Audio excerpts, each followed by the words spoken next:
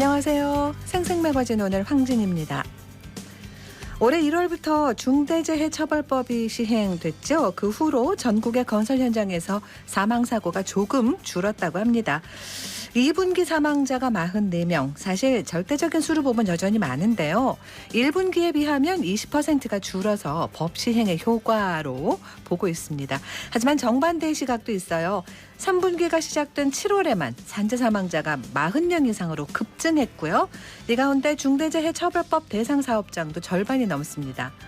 더운 여름 산재 사고가 크게 늘면서 고용노동부는 안전관리가 취약한 사업장 9,500여 곳을 감독했는데 46%가 법 위반으로 적발돼서 안전불감증은 여전한 것으로 나타났습니다. 특히 대구에서는 대형 공사 현장에서 쉴 수 있는 공간을 마련해달라는 목소리가 큽니다. 아직 3명 이상 열사병, 이제 3명 이상 열사병 발생도 중대재해로 포함이 되고요. 8월부터는 휴게시설도 의무적으로 설치해야 합니다. 무엇보다 폭염 때는 현장 노동자들이 잠시 쉬어야 한다라는 인식부터 우선돼야 되겠습니다. 오늘 시사 초점에서 지난달 20일에 발생한 달성군 죽곡정수장 사고 후속 조치 어떻게 되고 있는지 알아보겠습니다. KBS 대구 1라디오 생생매거진 오늘 8월 1일 월요일 순서 시작합니다.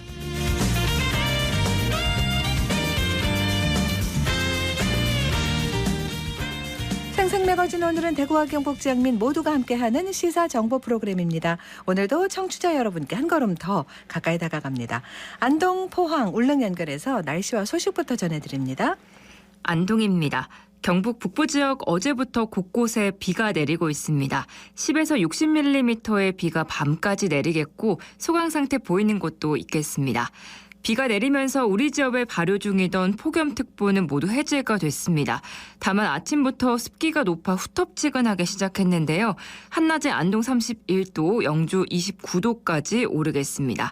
미세먼지 농도는 대기 확산이 원활하고 강수의 영향으로 좋음 수준 보이겠습니다. 봉화군이 농촌에서 살아보기 2기 참가자를 오는 12일까지 모집합니다. 귀농 귀촌을 희망하는 도시민들을 대상으로 최장 3개월 동안 농촌 생활을 경험할 수 있는 체험 프로그램으로 귀농 귀촌인들의 조기 적응과 정착을 돕기 위해 마련됐는데요.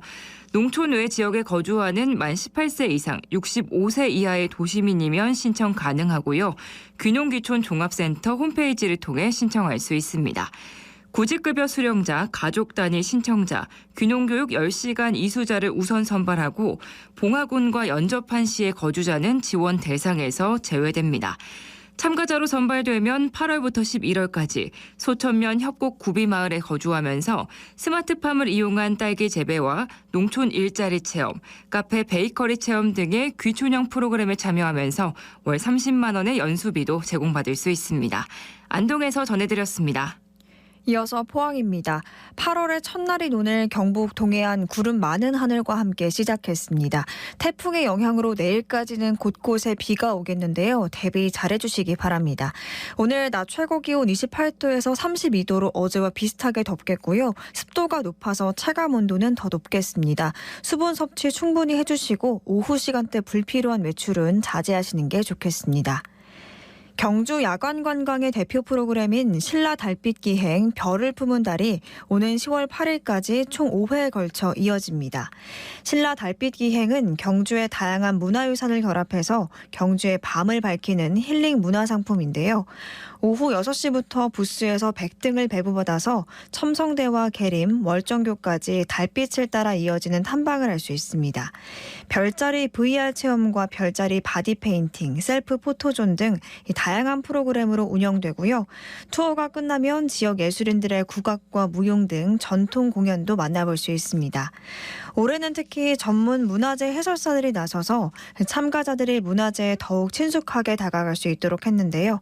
신라 문화원 홈페이지를 통한 사전 접수와 현장 접수로 이루어지고 8월 13일과 9월 3일, 9월 17일, 10월 8일 진행됩니다. 많은 참가자들이 동부사적지를 거닐면서 신라의 밤이 주는 운치를 만끽하고 지친 몸과 마음을 위로받는 시간이 됐으면 좋겠습니다. 지금까지 포항이었습니다. 이어서 울릉입니다. 울릉도와 독도에는 폭염주의보가 발효된 가운데 하늘은 대체로 흐립니다. 현재 기온은 어제보다 1도 높은 29도, 습도는 80%입니다. 동해 중부 먼바다에는 남동풍이 불면서 종일 1에서 2.5m의 높은 물결이 일겠습니다. 오늘 여객선 운항 시각이 변경된 배편이 있으니 선사별로 운항 정보 확인이 필요합니다. 일본 정부가 한국군이 실시한 독도 방어 훈련에 항의했습니다. 한국 해군과 해경은 지난달 29일 항공기 출동 없이 해군 함정 등만 동원해 소규모 독도 방어 훈련을 했는데요. NHK 등 현지 언론은 이에 대해 일본 외무성이 훈련을 도저히 수용할 수 없다, 매우 유감이다라고 강하게 항의했다고 보도했습니다. 이렇게 항의를 한 일본을 향해 서경덕 성신여대 교수는 내정 간섭이라고 직격했는데요. 서 교수는 어제 자신의 SNS를 통해 이는 명백한 내정 간섭이다. 우리 영토를 지키기 위한 훈련을 진행하는데 어디 감히 딴지를 건다는 말인가라고 목소리를 높였습니다. 이에 더해 한국 정부는 더 강경한 대응을 해야 하고 우리 국민은 독도를 더 많이 방문해 실효적 지배를 강화하는 데 온 힘을 기울여야 한다고 제안했습니다. 한편 일본 정부는 매년 2차례 실시되는 한국군의 독도 방어 훈련에 매번 항의하며 중단을 요구하고 있습니다. 지금까지 올릉이었습니다.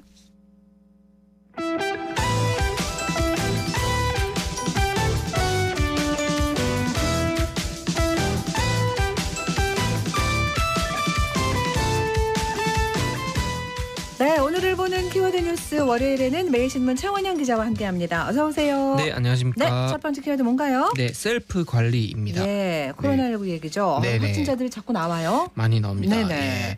이 8월부터 이제 고위험군 확진자들이 셀프 관리를 해야 하는데 셀프 관리요? 예, 그렇죠. 이제 고위험군 확진자들이 재택 치료 중에 또 위급한 상황이 생길 수도 있잖아요. 그러니까요. 그래서 이게 방역 당국의 과제로 떠올랐습니다. 예. 우선 확진자 현황을 보면은 이제 31일 0시 기준 전국 코로나19 확진자가 한 7만 3천여 명 정도 되는데 이게 일주일 전인 지난달 24일 6만 5천 명의 한 1.1배, 2주 전인 17일 4만여 명의 1.8배입니다. 네네. 그러니까 증가폭은 조금 줄기는 하는데 여전히 확진자 증가세는 그렇습니다. 이어지고 있고요. 네. 1.0배를 넘으니까요. 네. 어제 대구 확진자는 2,500여 명, 그리고 일요일 기준으로 지난 4월 24일 이후에 14주 만에 가장 많은 환자가 발생했습니다. 무엇보다 중요한 게 대구의 재택치료 환자가 이날 기준으로 18,525명까지 증가했다는 건데요. 네. 이게 지난 4월 30일 이후 92일 만에 가장 많은 수입니다. 그리고 사망자도 지금 소폭 늘는 추세고요. 전국 위중증 환자 수도 일주일 사이 2배가 되는 더블링 추세를 보이고 있습니다. 어쨌든 고위험군 사망이나 이런 거 줄이자가 가장 네. 큰 목표지 않습니까? 어쨌든. 네네. 그동안 그래서 60세 이상 또 면역자 하자 이런 고위험군 재택 치료자들을 네. 의료기관에서 하루에 한 번은 뭐 전화해가지고 전화하죠. 괜찮으시냐 이렇게 예. 했단 말이죠. 예. 이거 중단된다는 거죠. 그렇습니다. 네. 그래서 이제 셀프로 관리를 해야 한다는 건데. 아, 아픈데 어떻게 셀프가 가능할지. 그러니까요. 네네. 이게 재택치료 정부는 지금 재택치료자를 고위험군과 일반 관리군으로 분류하지 않고 이 증상이 있으면 기본적으로 대면 진료를 받도록 유도한다는 건데, 근데 하지만 정보 접근성이 떨어지는 고령층 고위험군 환자는 이제 위급 상황 대응력이 그러니까요. 약하잖아요. 갑자기 아프고 이러면. 예, 걱정이 나올 수밖에 없는데 네. 이게 젊은 층과 비교해서 뭐 인터넷 안내 사이트나 뭐 애플리케이션에서 원스톱 진료기관 검색하는데 사실 익숙지가 않잖아요. 네. 실제로 지난달 29일 확진 판정 받으신 65세 대구 시민 A씨 얘기를 들어보니까 전화가 스마트폰이 아니시랍니다. 그래서 주변 진료기관 정보도 검색이 좀 어렵고 보건소에 전화해도 통화가 잘 안 네네. 되잖아요. 그래서 앞으로 뭐 본인이 좀 힘들어질 경우에 어디에 도움을 요청해야 될지 잘 모르겠다 이렇게 걱정을 하셨습니다. 아, 뭔가 보완책이 있어야 될 텐데요. 네, 이 정부는 재택치료자가 진단검사와 진료 그리고 먹는 치료제 처방까지 가능한 이 원스톱 진료센터에서 대면 진료 받도록 한다는 게 기본 방침이고요. 그리고 24시간 의료 상담을 하는 의료 상담 센터도 계속해서 운영할 계획입니다.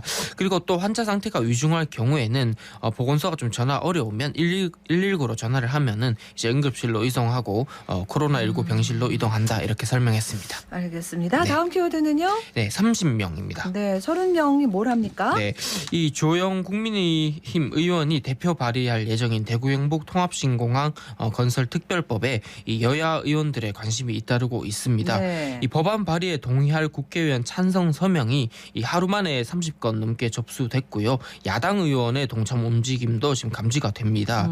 이 주의원실 측에 따르면은 지난주 금요일까지 이 TK 신공항 특별법 발의에 찬성 서명한 의원 수가 30명을 훌쩍 넘겨서 이제 40명대를 향하고 있다 하고요. 네. 그리고 대구 경북의 지역구를 둔 의원 대부분은 서명을 하셨고 이 대구 경북 출신 비례대표 의원 그리고 타 지역 의원 일부도 동참한 걸로 전해집니다. 그리고 안철수 배현진 의원도 명단에 이름을 올린 걸로 알려졌는데 네. 이 안 의원의 경우에는 주호영 의원이 직접 만나서 협조를 요청했다고 주 의원 측이 전했습니다. 예, 이게 TK 신공항 특별법을 두고 일단 경북 지역 의원들은 좀 부정적인 여론이 컸는데 네, 그렇죠. 분위기가 달라진 모양이에요. 예, 조금은 달라지는 것 같은데요. 네. 이 경북 지역 의원도 대거 공동 발의 대열에 나서는 분위기가 형성돼 있어서 이 법안 발의 작업이 좀 흥행하는 모양새입니다. 네. 우선은 이철우 경북도지사가 지난달 28일 도청을 찾은 이미자 신임 국민의힘 도당위원장에게 협조를 요청하는 등 공을 들이고 있고요. 네.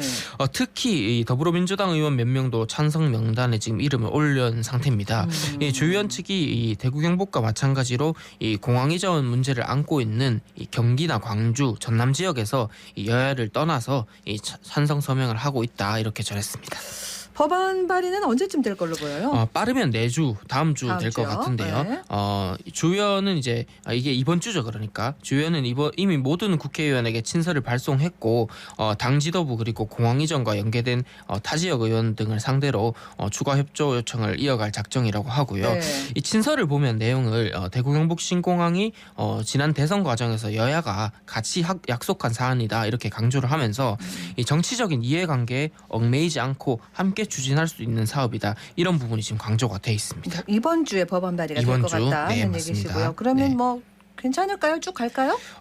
서명 작업은 지금 순조로운데 일부 의원들은 이번 특별법에 이 신공항 위계 질서를 인천공항과 같은 중추공항으로 네네네. 둔 그런 점 얘기 등을 나왔죠. 두고 조금은 이렇게 비판적인 시각을 드러내는 걸로 전해져서 걸림돌이 될 것 같고 그리고 TK 신공항 규모가 커질수록 뭐 인천공항 확장이나 가덕도 신공항 건설을 추진하고 있는 다른 지역 반발을 살 수도 네네. 있는 거잖아요.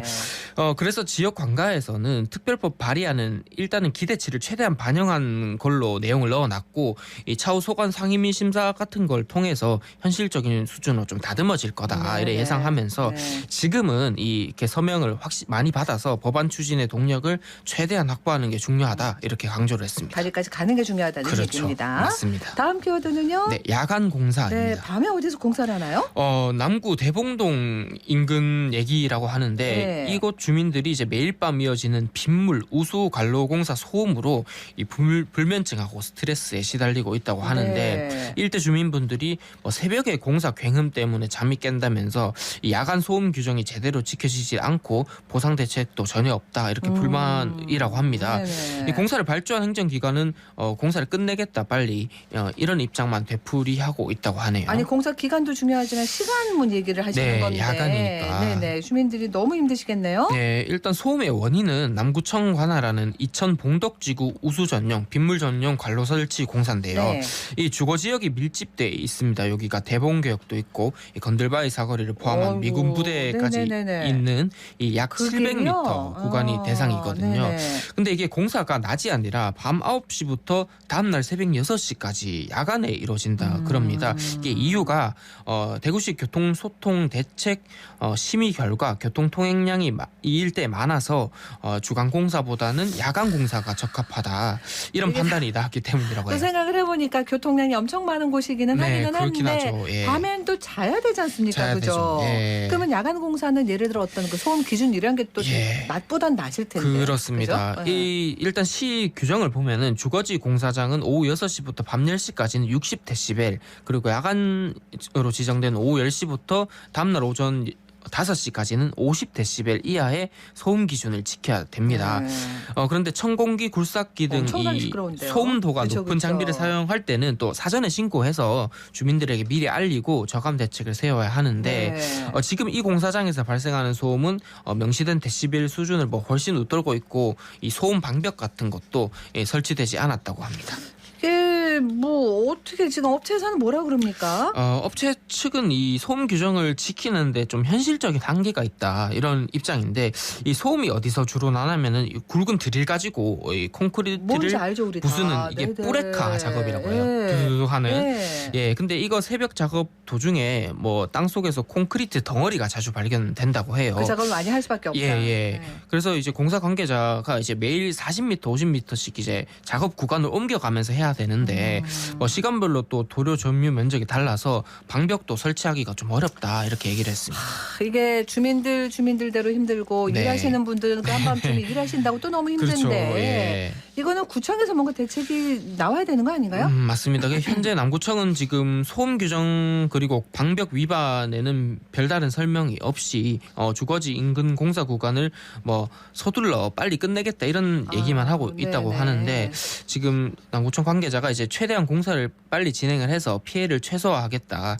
소음 민원에 대한 보상 대책은 현재 뭐 따로 마련돼 있지 않다 이렇게 얘기를 하고 있습니다. 네. 네. 지켜봅시다. 네. 네. 다음 키워드는요? 네, 식당 예약입니다. 예, 식당 예약을 뭐 어떤 얘기를 해주시겠어요? 오늘부터 그 대구형 배달앱 대구로 많이들 아실 건데요. 여기서 이제 지역 유명 맛집 식당 예약까지 할 수 있다고 합니다. 배달앱에서요? 그렇죠. 원래는 배달앱인데 네네. 이 식당 예약 서비스는 구별로 선정된 주요 먹거리 골목 식당하고 지역 대표 음식인 대구 신미 식당 등 약 1,000개 식당이 지금 입점했다고 합니다. 네. 네. 대구로가 음식 주문하는 서비스에 식당 예약까지 확장하네요. 맞습니다. 네. 이 대구로 식당 예약은 좀 차별점이 있습니다. 회식이나 이 외식 같은 이용 목적에 따라서 이 검색을 따로 할 수 있도록 했고요. 네네. 특히 이번 예약 서비스에는 2020년에 농식품부가 최우수 외식거리로 선정한 안지랑 곱창 골목 비롯해서 이 수박골 웰빙 음식거리 그리고 드랑길 먹거리 타운 반고개 무침의 거리 같은 이 지역 대표 먹거리 골목에 식당들도 입점을 했습니다. 네네. 대구 시민들에게 편리한 식당 예약 서비스와 함께 대구의 먹거리 골목도 알린다는 게 시의 계획입니다. 네. 어쨌든 가맹점도 많이 늘고 또 네. 시민들도 많이 이용을 해야 좋은 이용하셔야 거잖아요. 되죠. 맞습니다. 네, 네. 이 대구로 예약 서비스 가맹점 모집은 앞으로도 계속해서 더 늘어날 예정이고요. 식당 예약 서비스로 지금보다 더 많은 곳을 이용할 수 있게 될 것 같습니다. 그리고 이벤트도 이제 예정이 돼 있는데 네. 서비스를 이용을 하시고 이 리뷰를 등록하면 1회에 한해서 대구로에서 주문 가능한 3,000원 쿠폰 지급을 합니다. 그리고 하반기 중에는 또 전통시장 장보기 서비스도 추가로 선보일 예정이라고 하는데 이 가까운 동네 전통시장에서 좀 착한 가격으로 질 좋은 상품을 만날 수 있게 하려는 그런 시도입니다. 네. 마지막 키워드 뭡니까? 네, 채팅 어플입니다. 간단하게 정리 좀 해주세요. 어떤 얘기예요? 예, 이게 모바일 채팅 앱을 이용해서 만난 여성들을 속여서 휴대전화 소액 결제 등을 이용해서 수천만 원을 가로챈 혐의로 재판에 넘겨진 20대에게 법원이 징역형을 선고했다는 소식인데 네. 이 채팅 어플이 여러 범죄 창고가 되고 있어서 좀 피해자도 경각심이 한두 명이 아닌 것 같고. 필요한 것 같습니다. 피해자가 9명이나 된다고 합니다. 그렇군요. 예. 예. 이게 그러니까 이분이 이제 피해자들이 환불을 요구를 해도 뭐 시키는 대로 하면은 환불 받을 수 있다고 계속해서 속이고 또 본인뿐만 아니라 그 가족 명의 휴대전화까지 네. 추가로 이제 소액 결제하도록 한 걸로 그래 나타나서 예, 좀 이런 그렇습니다. 조심해야 됩니다, 진짜. 예, 맞습니다. 예, 예. 알겠습니다. 오늘 여기서 마무리할게요. 네, 고맙습니다. 감사합니다. 월요일 키워드 뉴스 매일신문 최원영 기자와 함께했습니다.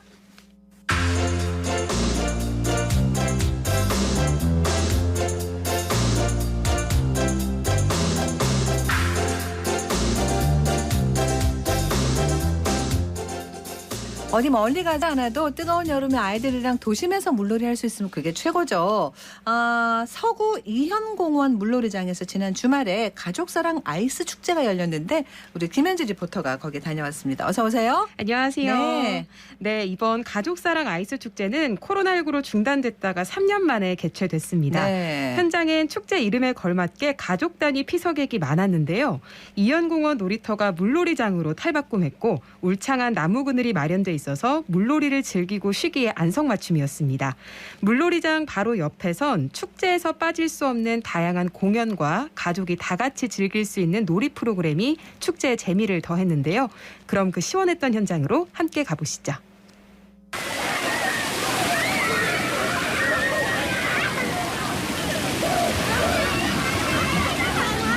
게임은 앞쪽에 보면 얼음이 있죠. 얼음 큐브가 있습니다. 이 얼음 큐브 안에 엄청난 보물이 들어있어요. 이 얼음 안에 종이를 딱 펼쳐보면은 수박이냐 꽝이냐가 있습니다. 아이스 큐브가 있는데 아이스 큐브를 녹이는 거야. 우리 온 가족이 함께 막 이렇게 막 문대는 거야. 어린이가 1번이면 따라서 1번, 뒤에 엄마 또는 아빠가 2번, 그 뒤에 3번. 자, 해당하는 번호에 있는 분들만 얼음을 잡고 녹일 수가 있습니다. 아시겠죠? 자, 음악 주시고 1번만 갑니다. 녹여주세요.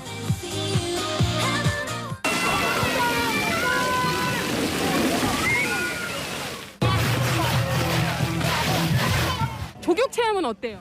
재밌어요. 시원하고 한번 오시면 좋을 것 같아요. 앞에 우리 형아 누나들 하는 거 봤지? 잘할 수 있나요? 화이팅! 화이팅! 아빠 화이팅! 화이팅! 준비!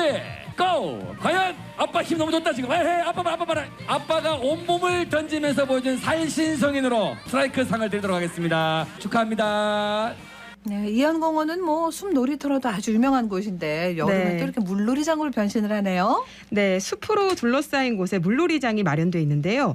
놀이 프로그램에는 얼음 속의 숨은 보물을 온몸으로 녹여서 찾아내는 아이스 보물찾기와 긴 얼음 위에서 튜브를 타면서 즐기는 컬링과 볼링 대회, 또 발에 얼음에 발을 담그며 쉴 수 있는 아이스 조격이 있었습니다.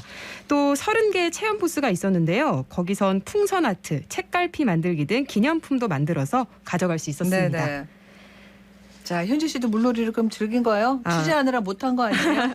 취재하면서 아이스 조격을 한번 해보고 네. 물놀이장에 발도 담가봤는데요. 시원했겠네요. 네, 아이들이 정말 어찌나 신나게 놀던지 여분의 옷을 챙겨가서 같이 즐기지 못한 게 참 아쉬웠습니다. 네. 그 정도로 현장은 많은 시민이 이번 축제를 오래 기다렸구나라고 느껴질 정도로 북적였는데요. 그래요. 시민들도 만나봤습니다. 축제 어떻게 즐기고 있어요? 재밌어요? 시원하고 너무 즐겁고 가족이랑 함께 있으니까 좋아요. 그동안에 너무 답답했는데 이런 축제를 열려줘서 해마다 좀 열어줬으면 좋겠어요. 수칙 잘 지키고 마스크 잘하고 해서 매년 이렇게 행사가 열렸으면 좋겠네요. 저희 와이프가 찾아가지고 오자 그래갖고 왔는데 너무 좋네요. 해마다 했다고 들었는데 코로나 때문에 중단됐다고 하더라고요. 근데 또 찾아보니까 한다고 해서 처음이라서 어떤가 싶어서 구경하러 나왔어요. 여기서 가장 재밌었던 거 있어요 혹시? 수박 먹으려고 얼음 깨는 거요. 거기 참여하셨었어요 이벤트에? 예, 잘하셨어요. 마지막에 떨어져서 못했어요. 떨어져서 못했어요? 또 애들이 체험하고 이런 거 좋아하니까 뭐 찾고 찾아다니는데 가까운 곳에 이런 행사가 있어서 좋은 것 같아요. 엄청 재밌어요. 만들기랑 막대기에다가 손 묻혀가지고 하는 거랑 우산에다가 매직으로 그리는 거예요. 오랜만에 왔는데 행사가 이렇게 다양하게 있어가지고요. 선물도 많이 주고 참여도 거의 다 했거든요. 너무 좋습니다. 이런 게 이제 추억으로 쌓이는 거죠. 네, 이번 축제는 코로나19 상황에 많은 시민이 모이는 걸 대비해서 물놀이장 물을 일정 시간마다 교체해서 위생적으로 운영됐고요. 네. 시민들에게 마스크 착용을 수시로 당부하기도 했습니다. 서구청 도현희 문화관광팀장에게 축제 운영 관련 이야기 들어봤습니다.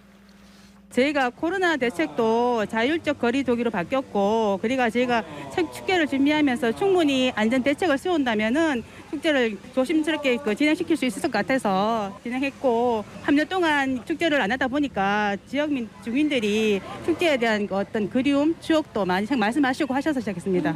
일단 저희가 마스크를 다 나눠드렸고요. 그리고 지금 마스크 쓰시라고 계속 방송을 하고 있고, PKS로도 안내를 다 하고 있습니다. 그리고 또 부스 운영자분들한테도 꼼꼼하게 안전 대책을 시키시라고 다 말씀드리고 있습니다. 행사 시에는 50분 이상이면 마스크를 다 착용하셔야 됩니다. 지금 제 생각으로는 지금 누적 인원으로 한 1,000명 정도 될 것 같은데, 일단은 지금 우리 안전 요원이 많이 곳곳에 배치돼 있어서 안전하게 지금 다 즐길 수 있을 것 같습니다. 코로나 상황이 어떻게 될지 모르겠지만은 내년에는 좀 코로나 상황이 완화돼서 더 풍성하게 축제를 준비해서 주민들한테 즐거움을 드리고 싶습니다. 네, 올여름 휴가 아직 계획 중이시다면 멀리 나가시는 것도 좋지만 가족사랑 아이스 축제 같이 우리 지역에서 즐기는 물놀이장 방문도 계획해 보시면 좋겠습니다. 그래요. 잘 들었습니다. 네, 고맙습니다. 김현주 리포터였습니다.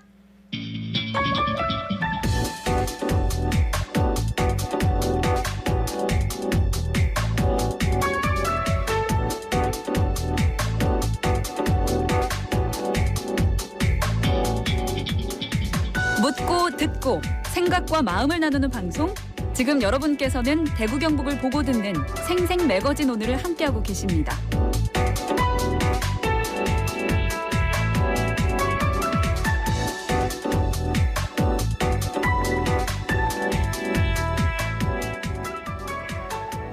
올 상반기에 발생한 산재 사고를 보면 대구 달성교육지원청, 경북 성주군 상하수도 사업소 이런 공공기관이 발주한 공사 현장에서 9명의 사망자가 발생했습니다.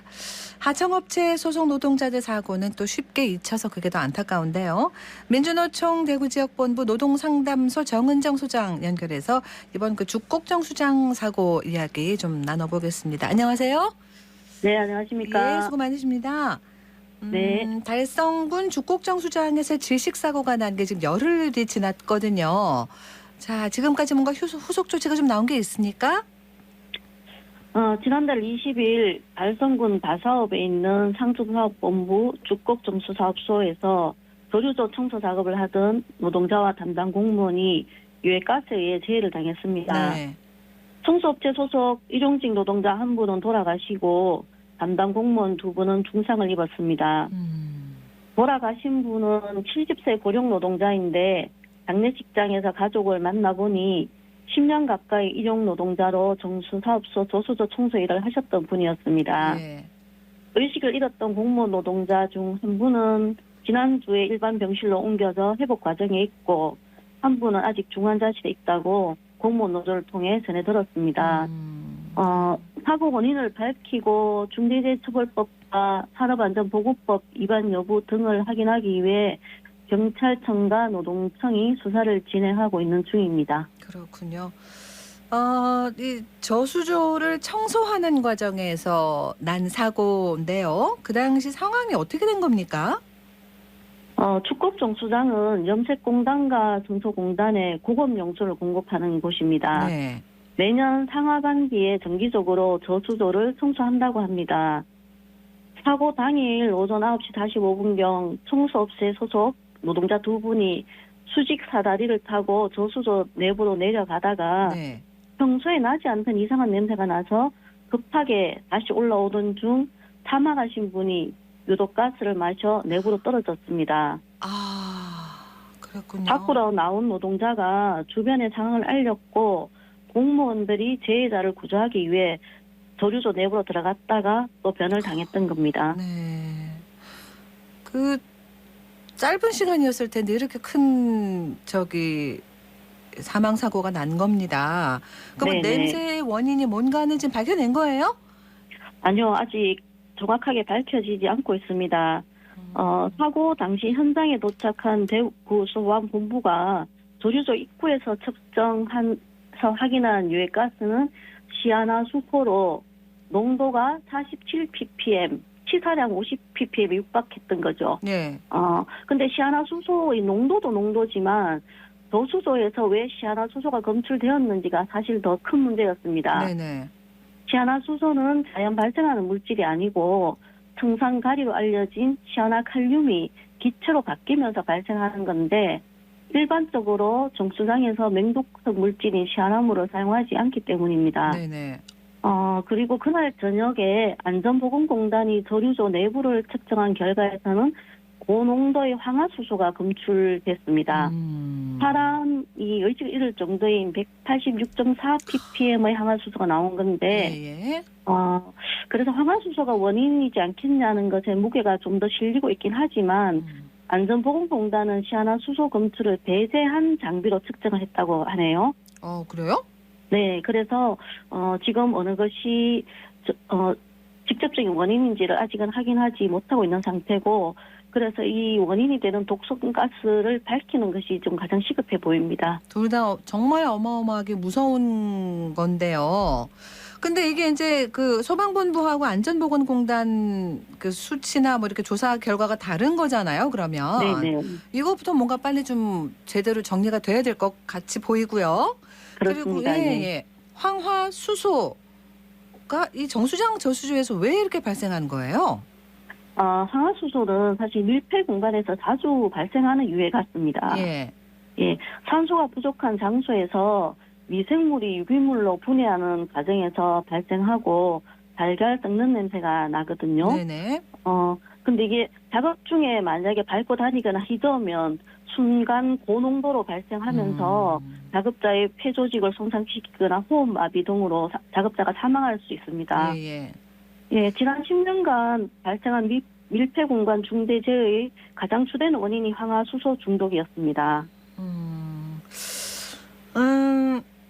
뭐 사고 위험을 그러니까 그 밀폐된 공간에서 이런 위험이 있을 수 있다는 거는 그 내려가는 분들도 모두가 다 알고 있는 거 예상할 수 있었던 거 아닐까 싶기도 한데요. 네, 그렇습니다. 네. 사실 여름철 밀폐 공간의 이 사고는 굉장히 많이 발생하고 있고 여기에 대해서도 굉장히 안전 문제를 많이 알리고 있는데도 불구하고 이 현장에서는 안전 매뉴얼이나 장치 또 이것 위험성에 대한 인식이 없었던 것 같습니다. 네. 저희가 사고 초기 언론 보도를 통해서 확인해 보니까 작업 전에 맨홀 뚜껑을 2시간 정도 열고 자연 환기시킨 게 전부였다고 하고 환기 장치를 가동시키거나 외가스 농도를 측정하거나 하는 것은 하지 않았습니다. 그 해야 되는 거죠? 안전 매뉴얼로. 네, 당연히 해야 되는 거죠.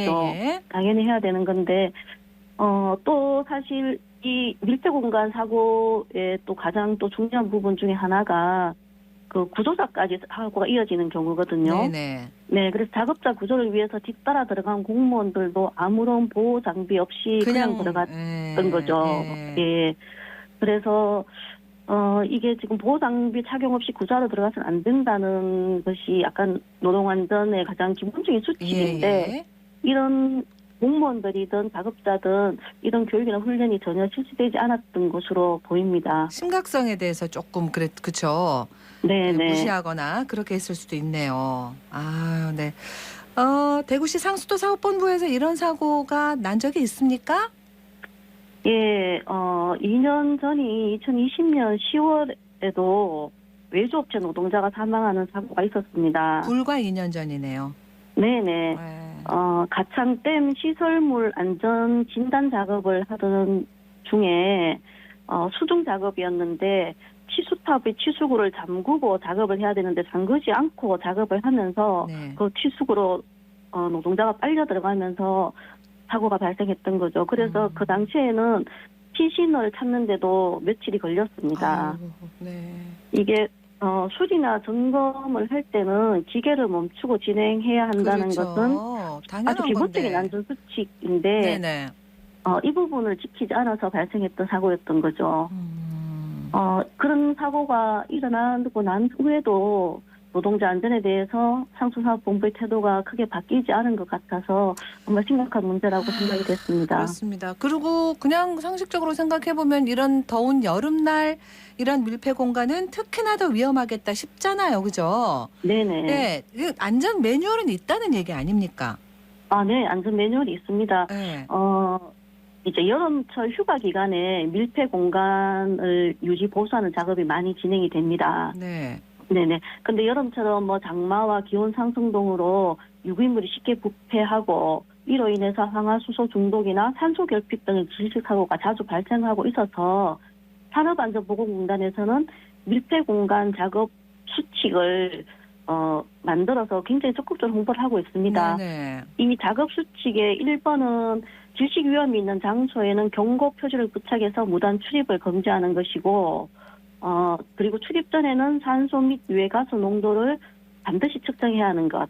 그리고 세 번째로는 작업 전과 작업 중에 환기팬을 가동시켜서 지속적으로 환기를 하도록 하는 것입니다. 그리고 아까 말씀드렸던 것처럼 특별히 주의해야 될 것은 구조를 위해서 무방비로 들어가서는 안 된다는 것입니다. 맞습니다. 예. 또 안전보건공단에서는 이런 것들을 위해서 이 작업 시 전문가가 현장에 방문해서 가스 농도를 측정해 주거나 장비를 대여해주는 서비스도 지금 제공하고 있거든요. 네, 근데 이런 것들을 전혀 상수사업본부든 용역업체든 전혀 몰랐던 것 같습니다. 아이고, 참 안타깝습니다. 이 죽곡정수사업소가 대구 상수도 사업본부 산하기관이죠? 네네, 그렇습니다. 그럼 지금 이게 이런 얘기 나옵니다. 대구시장이 지자체 최초의 중대재해 처벌 대상이 되나? 이런 어떤 그런 부분에서 또 해석이 엇갈리기도 하고요. 노동계에서는 네. 지금 어떻게 봅니까? 이번 사고가 이제 참 부끄럽고 안타깝게도 맞습니다. 중대재해처벌법 제정 이후에 이제 공공기관에 처음으로 발생한 중대재해라서 네. 처벌 대상에 대한 관심이 매우 높습니다. 네. 우선은 일단 사망한 노동자가 소속된 용역업체는 50인 미만으로 중대재해처벌법 적용이 유예된 사업장이고요.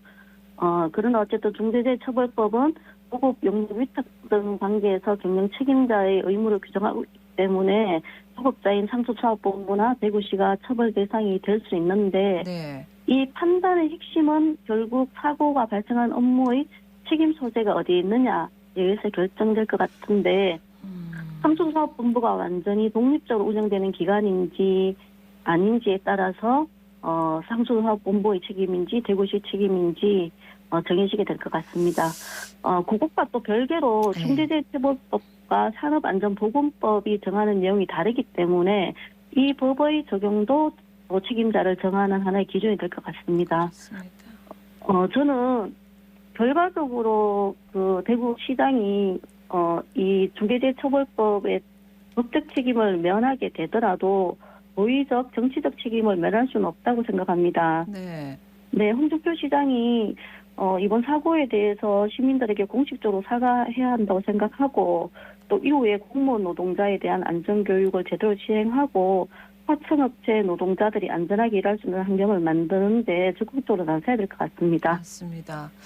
자, 이게 사고 조사나 이런 건 지금 어떻게 잘 진행이 되고 있는지도 궁금하고요. 마지막 얘기로 그냥 여쭤볼게요. 남은 후속 조치, 대책 마련에 바라는 점들 좀 짚어주시죠. 네.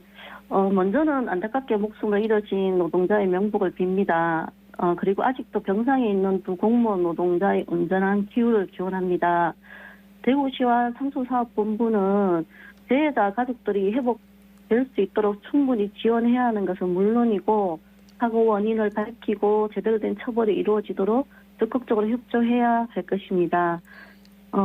중대재해처벌법이 제정되었지만 사실 현장은 많이 변하지 못하고 있습니다.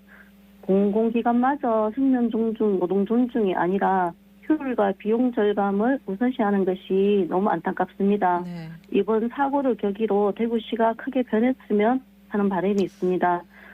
노동자의 생명과 안전이 보장될 수 있도록 노동안전에 관한 조례를 제정하고 사실 많은 지자체가 노동안전조례를 제정하고 있지만 대구시는 아직 없습니다. 네, 노동안전조례를 제정하고 이를 담보할 조직과 인력을 배치해서 노동자들과 시민들이 안전하고 건강하게 일할 수 있도록 그런 시를 만들기를 기대합니다. 말씀하신 것들이 그냥 사라져버리지 않도록 빨리 대책이 마련돼야 되겠습니다. 오늘 말씀 여기서 마무리할게요. 고맙습니다. 네, 감사합니다. 네, 민주노총 대구지역본부 노동상담소 정은정 소장과 얘기 나눴습니다.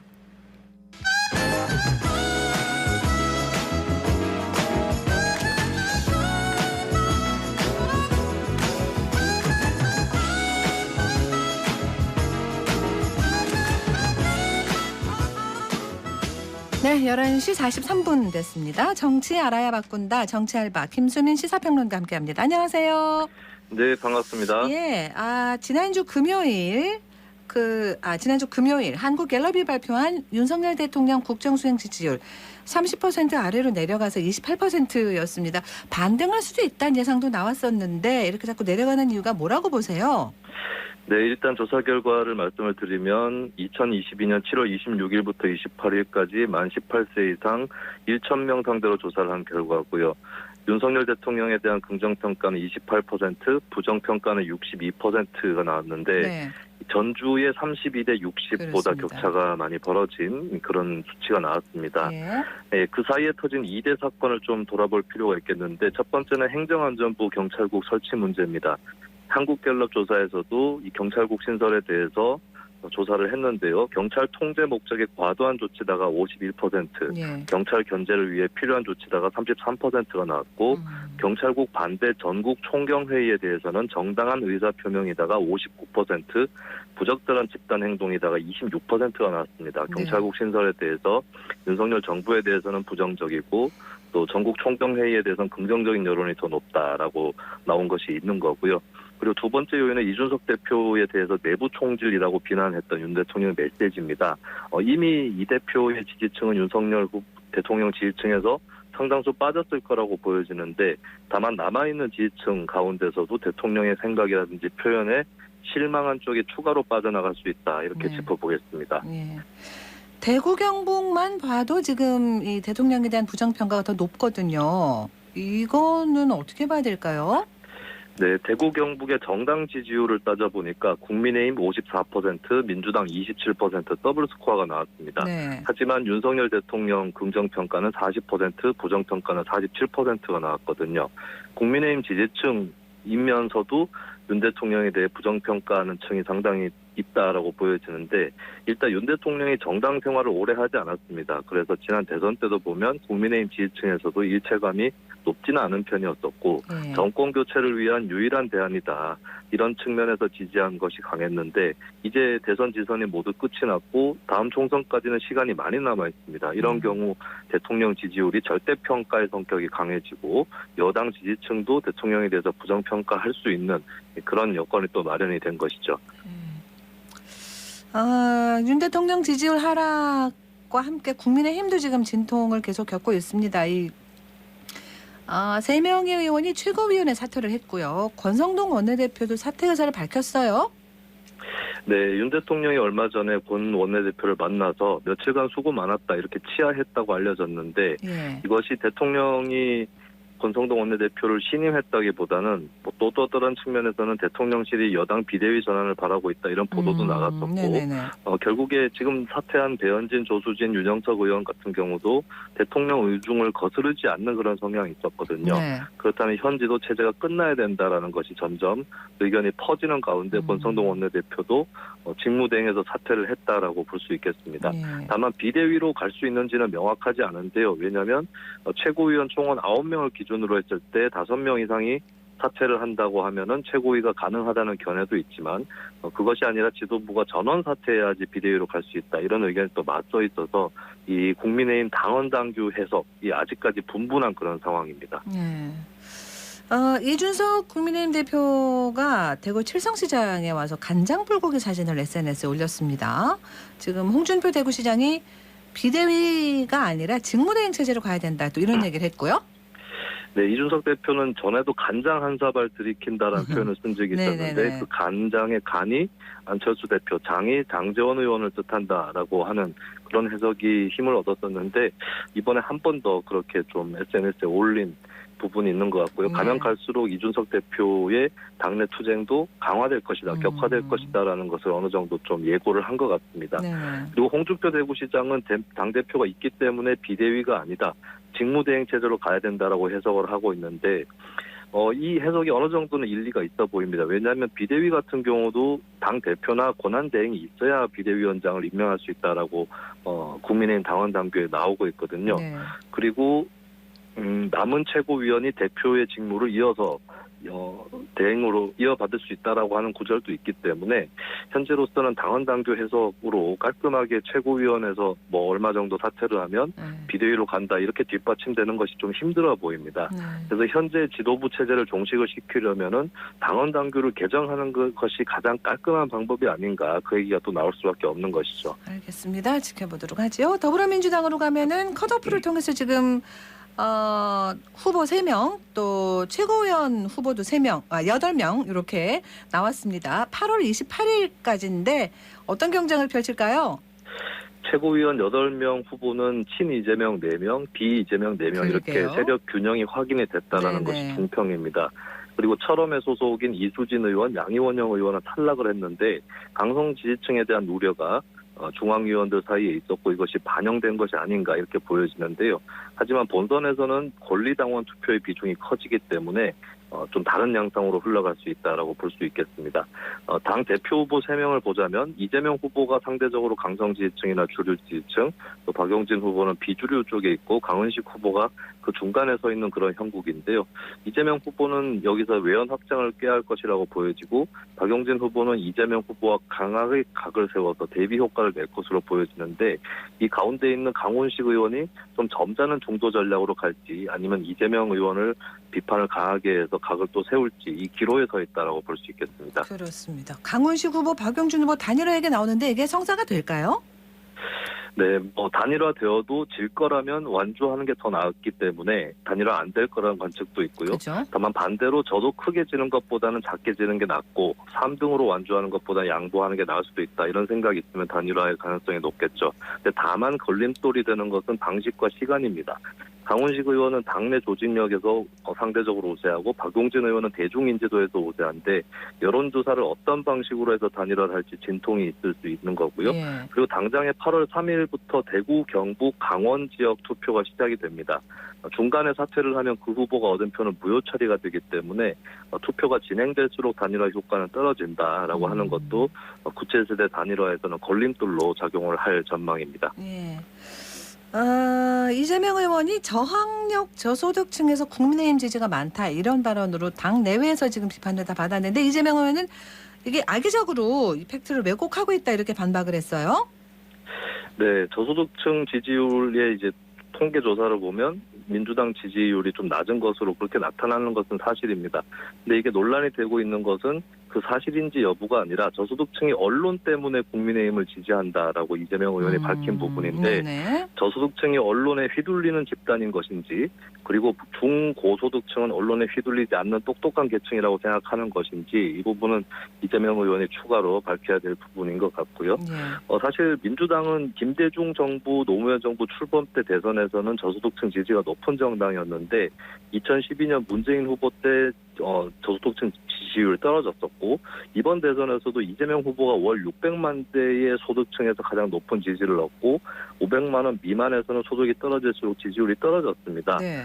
그렇다면 지금보다 언론 환경이 더 국민의힘 쪽에 유리했던 90년대 후반보다 저소득층의 민주당 지지율이 더 떨어졌다는 거거든요. 네. 일단 민주당의 저소득층 지지율이 왜 떨어졌는지 언론 환경이 아닌 다른 요인, 스스로의 요인 이런 것들을 좀 반성할 필요가 있겠습니다. 그렇습니다. 그리고 김혜경 씨 법인카드 유용 사건 또 수사 도중에 안타깝게도 참고인이 극단적 선택을 했습니다. 이재명 의원은 죽음을 정쟁의 도구로 쓰지 말라고 했고요. 네, 이 사망 자체를 두고 이재명 의원과 연관성이 있다 이렇게 단정 지으면 안 되는 그런 부분이겠습니다. 네. 다만 이재명 의원이 아무 관계 없는 사람이라는 표현을 썼는데 사실 이번에 극단적 선택을 하신 분은 피의자로 전환될 가능성이 없었다라고 하는 의미에서는 좀 의아한 부분이 있겠지만 네. 근데 김혜경 배우자죠. 김혜경 씨를 위해서 법인카드를 사용했던 배모 씨라는 직원이 개인 카드를 결제하고 나서 이걸 취소한 다음에 법인 카드로 결제하는 그런 수법을 썼거든요. 네네. 그때 개인 카드를 빌려준 사람이 이번에 돌아가신 분이고 물론 모르고 건넸을 가능성이 있긴 한데 근데 이 김모 씨는 본인이 살고 있던 빌라가 배모 씨의 소유인 것으로 드러났고 또 이재명 의원의 측근들이 근무했었던 경기도 경제과학진흥원에서 비상임 이사를 지냈습니다. 그렇기 때문에 연관성에 대해서는 계속해서 파악을 해 들어가야 되는 그런 사안이지 이걸 연관이 있다 없다 이렇게 단정 지을 사안은 아직까지는 아닌 것 같습니다. 알겠습니다. 지난주 금요일에 교육부가 대통령에게 업무 보고를 했죠. 이게 초등학교 취학 연령을 현행 만 6세에서 만 5세로 앞당긴다 이런 내용이 들어있는데 이게 논란입니다. 어떤 점을 좀 잘 살펴봐야 될까요? 네, 이 방안은 과거에 김영삼, 이명박, 박근혜 정부에서도 거론이 된 적이 있는 방안인데요.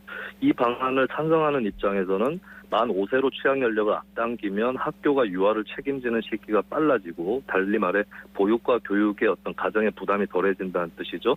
그리고 만 18세 아닌 만 17세의 고교를 졸업하면 대학 입학이나 사회 진출이 빨라진다. 취업 연령이 좀 일러진다. 이런 취지가 있습니다. 네. 그리고 이제 이것이 갑자기 2개년도의 탄생자가 한꺼번에 입학을 하면 곤란하기 때문에 정부가 4년에 걸쳐서 단계적으로 취학 연령을 낮춘다 이런 계획도 추가로 들어가 있는데요.